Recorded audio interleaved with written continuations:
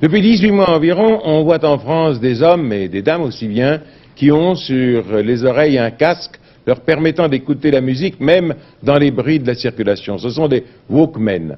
L'invention est due au président d'une grande firme japonaise d'appareils audiovisuels qui désirait, lui, écouter de la musique tout en jouant au golf.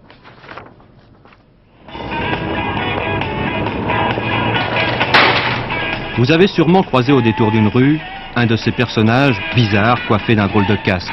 Rappelez-vous, il ne manquait que les antennes pour évoquer une autre planète. Mais n'ayez pas peur, ils ont simplement un Walkman.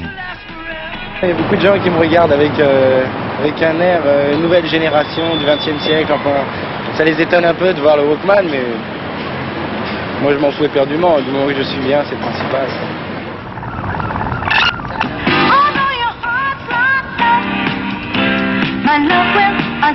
Pour les connaisseurs, le lecteur de cassettes stéréophonique est devenu l'indispensable signe d'appartenance à une certaine caste.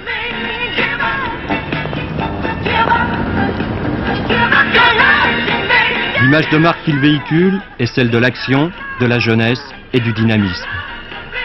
Le Walkman, c'est disons la sensation de pouvoir se dégager de tout ce qui est autour de soi, de pouvoir écouter la musique, s'extérioriser en soi-même, être bien.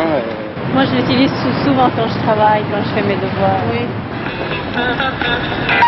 Une invention qui enchante surtout les vendeurs, 1 million d'appareils vendus en France depuis 1 an et demi. Son prix, entre 800 et 1200 francs.